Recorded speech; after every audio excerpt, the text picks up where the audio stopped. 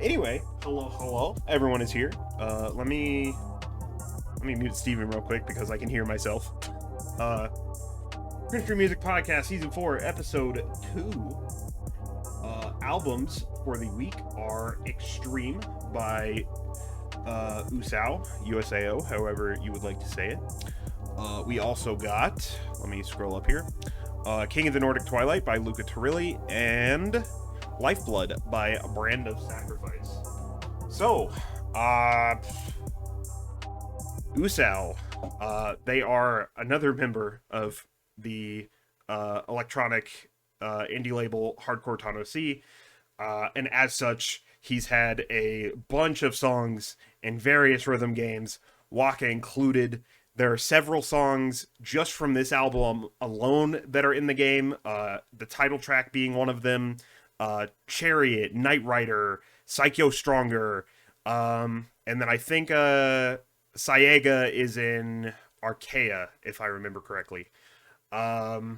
So, thoughts on this album? I think it's good, but I think a problem I have with it is that after a while the tracks kind of blend together. I don't feel that that's bad though. I mean, it's hard to remember what song is which until you put it on and you're like, "Oh yeah, it's this one." Okay, right? But I do think all the songs are pretty good. A lot of the tracks kind of have this like very samey kind of pounding bass line, but I like it. If you know what I'm talking about, you know I'm really into that because haha ADHD funny noises. But yeah, there's extended mixes of a few songs here. There's a Camellia remix of Knight Rider that is really good, a Lauer remix of Saega, and then a Kobario remix of Climax, which is also really good. So I think overall it's a good album, but like I said, it kind of blends together after a bit, and some stuff kind of sounds samey, and it's hard to distinguish what song is which, I feel. But overall, pretty good. If you're into the kind of Tano C kind of hardcore electronic sound, you'll definitely be into this.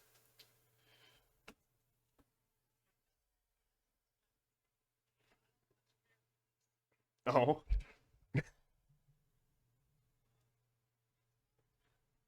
Oh, Good. It's wait. Start. I had the desktop audio muted so nobody could hear you. So sorry. Start again. so as expected. I didn't really care for this too much.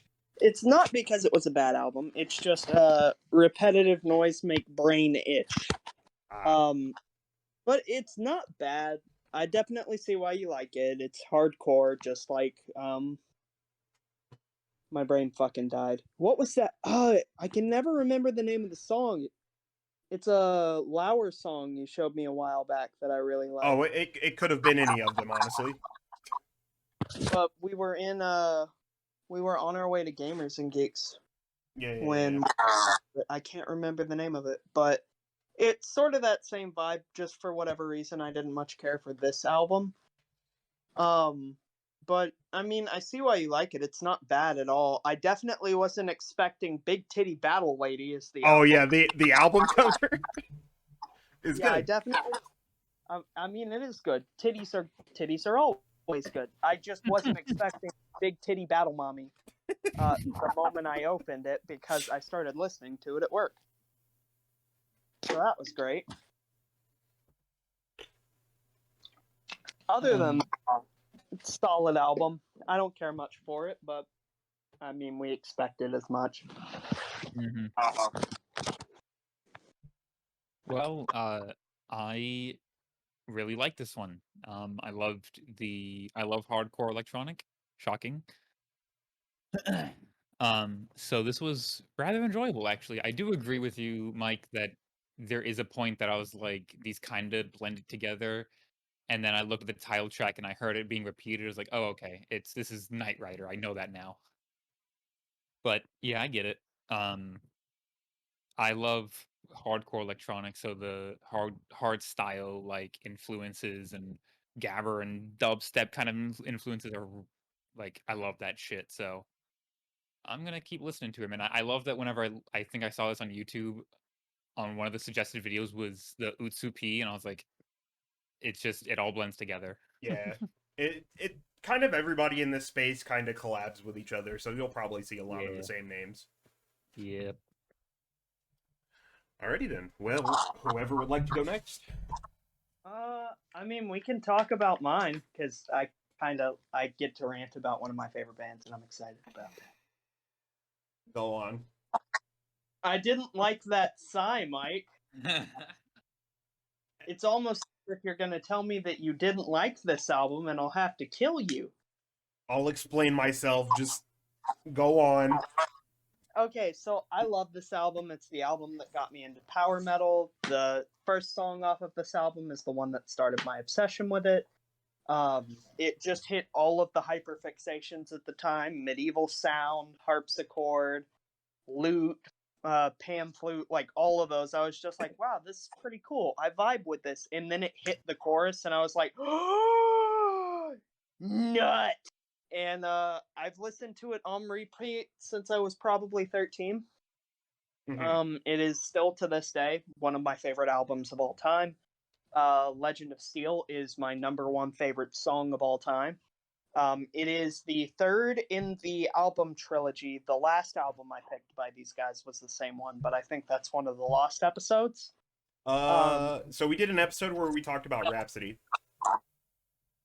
Did I do one where I talked about Rhapsody? I thought I talked about. Well, so Rhapsody is his other project. Yeah. The front for this band, I can't pronounce his name or honestly remember most of it at this time. He's basically the granddaddy of all power metal. He started as an orchestra conductor and then got bored of that because he said it all sounded the same. So he wound up moving over to power metal or metal and then was like, yo, this sounds sick. I'm going to add like a bunch of medieval music and stuff to it, or a bunch of medieval choruses to it. And then it evolved into symphonic metal. And from symphonic metal, he was like, okay, we need to make this more progressive. And then it became power metal as we know. Luca Turilli is not stated as the grandfather of all power metal, but I can strongly consider him to be one of the first power metal artists ever. Unfortunately, he is passed away now. I think he passed away 2 years ago from lung cancer.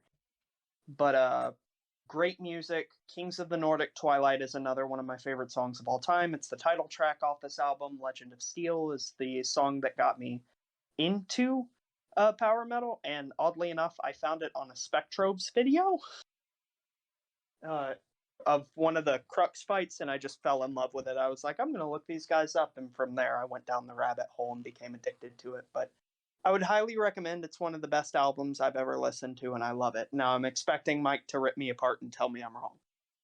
So real quick, I just Googled, and no, he is not dead. He is still alive. He is 50. He is alive? Yeah. Okay.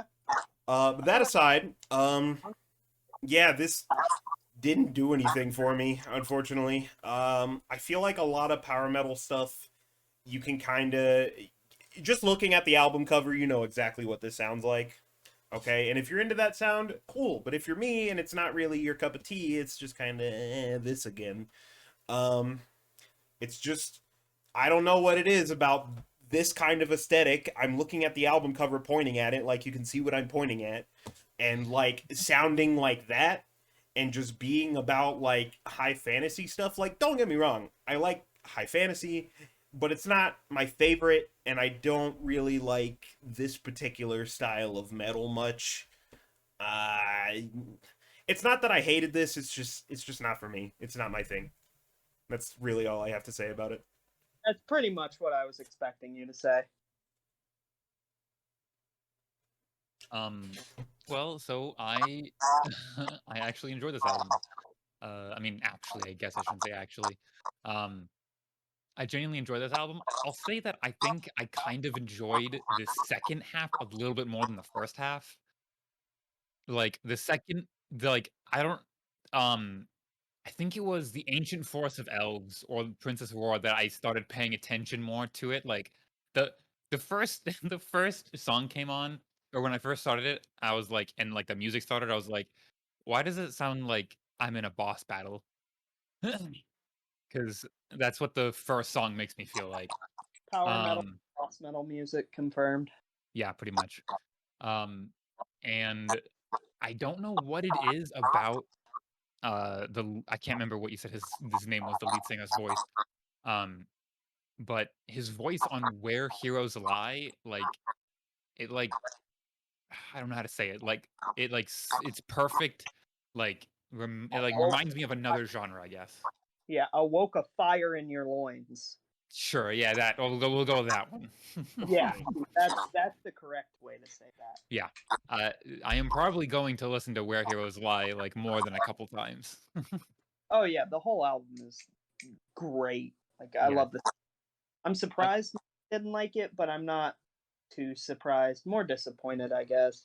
Yeah, I had a feeling. I mean, it is I can see how this was, like how people took more power. Like this is like kind of a form, not necessarily a starting point for power metal, but how this can It's start people for power definitely, metal. it is definitely one of them. Like his Yeah, earlier stuff is more like symphonic metals or yeah, symphonic rock, closer to actually. But then over time, his vocals and like chord progression just became more and more like power metal. Like I think Lord of the Thunder was probably the first song they did where it was like, okay, this is starting to branch into power metal a little bit, and from there it was just like power metal. yeah. They just lean fully into it. Well, I mean, they do it well. So, Yeah, they're very good. hmm Like, I mean, at least Mike didn't have to riff on his vocals. I would be really disappointed if he said he didn't like it or his vocals weren't good because I would have been like, "Aw," but they are. It's all right. Like I said, Look, I didn't hate it. you listen to Zoom Zoom Bang Bang music. I don't want to hear any You're judgment. right. I like Zoom Zoom Bang Bang music. What can I say? I mean, that's fair. We all have our own tastes. I just happen to prefer music that makes me want to pick up an axe and go out and fight God. Hmm. so I'll go to my album. I picked. Oh, Jesus, why in my brain? Lifeblood. Brand of Sacrifice, Lifeblood, their album from last year. Um, so what can I say about these guys outside of deathcore? And in my opinion, like a more like forward kind of deathcore. They add in I can hear like a good bit of more electronics and sampling than like I can hear in other deathcore bands that kind of like to keep everything traditional. Um I know that I know that Brand of Sacrifice is a band that like is based on Berserk in that series. Um I wish I was more aware. I wish I had read or seen more of Berserk before I listened to this, but regardless of that, I still love it. Um, I really enjoy the lead vocals. Either there are some points where it's kind of cleaner than his normal growl, but I genuinely enjoy his vocals and how his like growls are, and some of his highs are really impressive. Um, and not to mention there are sections in here where, it's deathcore that isn't just blast beat and growling. So I mean, I like this one a lot. Yeah, I was pleasantly impressed by it. I mean, I expected to. It's a Berserk based band. I knew I was probably going to love at least the lyrical side of it, and I did. Mhm. Demon King's a great track. This album is pretty solid in my opinion. As far as deathcore vocals go, I'm surprised I liked it as much as I did because I'm not a huge deathcore fan. Mhm. Um, I expected to at least be like, okay, the vocals are really good on this, or the lyrics are really good on this, but the vocals are too. Honestly, his vocals remind me a lot of Necrogoblikon, Okay. like in that sort of vein. If you've ever heard them, I I have. might pick in one of their albums soon. I'm thinking about picking Stench, but Oh. I mean, it's solid. I liked it. I was pleasantly surprised that I liked it. I love that we picked like we basically all act like maybe not on purpose, but we all picked like three very like hype kind of like like very fast albums. Oh Yeah. yeah, no, cool as fuck. I love it. This was a Uh, hype week. I can also say I really liked this.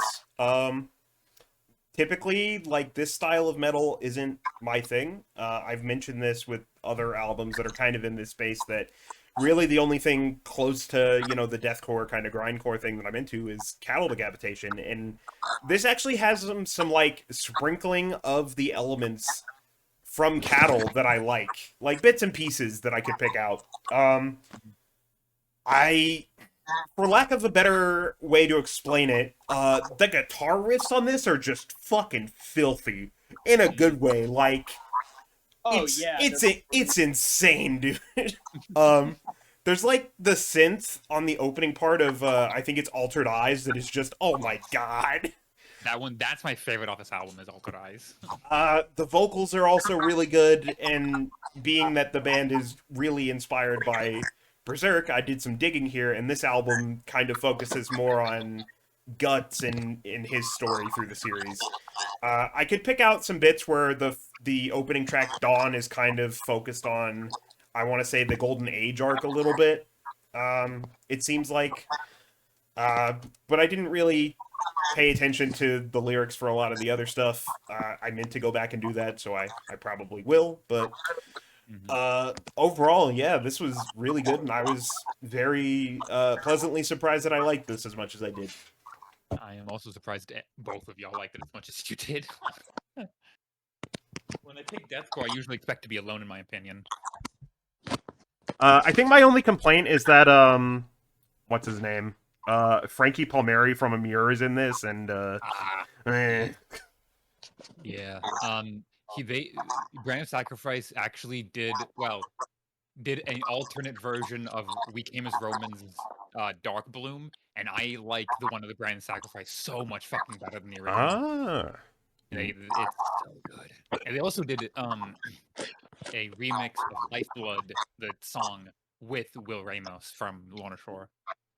Very cool. Yeah. Well, that is the albums for the week. I have a couple of things to talk about before we pick stuff for next time. Very quick. I have a. It's not a record this time. It is a CD box set that I don't normally buy CDs, but I made an exception for this one. I got the Waka Complete album. It is 3 discs of all of the original music for the game. They released this because they are ending online services at the end of August, unfortunately. So they did like a couple of final events where they added kind of new tracks every day for a month, and kind of just some extra stuff before they turn everything off. But yeah, so the album cover features the 3 characters, Lily, Elizabeth, and Ruin, and they're also on the back with kind of the art from the 3 versions of the game. And then the inside here has each of the CDs, where it's the collections from every version of the game. So there's been 5 versions total, and these are like kind of long. Like the first disc is like 34 tracks, and the third one is about as long. So there's like some stuff on here that I wasn't expecting at all. Like there's good shit on this. So I actually went to the thrift store today and bought a CD changer to add to my stereo. I just have to get an RCA cable for it. So I'm gonna be listening to this a lot. Very glad that I have this. hell yeah. And then the last thing I have is I'm seeing Thundercat next week, which I'm very excited for. So Nice. should be a good show. Yeah, no, I will say when you posted that on your story, it was kind of a cock tease because I was expecting you to pull out a full vinyl. I was like, oh, yo, that's sick. I wonder how they fit all of that onto one vinyl. They didn't, and I'm kind of disappointed. Yeah, Japan doesn't typically do vinyl releases, unfortunately, especially in like the indie music scene. They just don't. It's all CDs. The packaging is way smaller than I thought it was going to be. I thought it was going to be a box, but it's basically like the exact packaging of a record, just with CDs. Yeah, that's kind of why I was like, wow, cock tease much? Oh well, what can you do? Yeah, that's fair. I mean, at least it fits in your album holder appropriately. Yeah. Alrighty. Well, I guess we can pick albums then, and I think I was actually thinking about this. I was thinking about going back and kind of doing like a redux type of deal where I pick albums by artists that I talked about in season 1. So not the same album from season 1, just a different album that I also think is really good from artists that I talked about in season 1.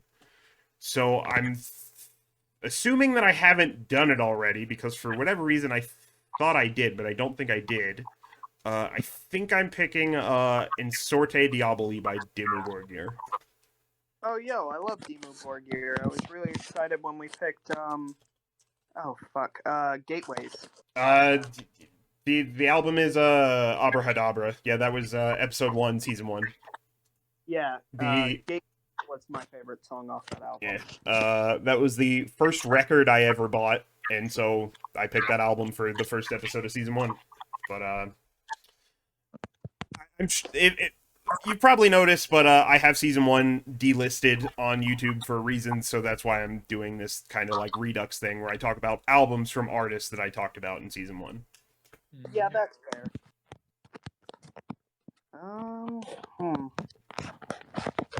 Let's see. What do I want? I'm gonna go with Diggable Planets. Oh Jesus. I am looking through. Huh. I don't think I've talked about this thing. I guess you can call it a thing.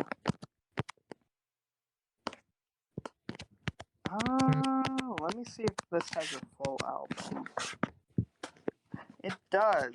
I'm gonna pick one that from an artist I'm pretty sure none of you have ever heard of.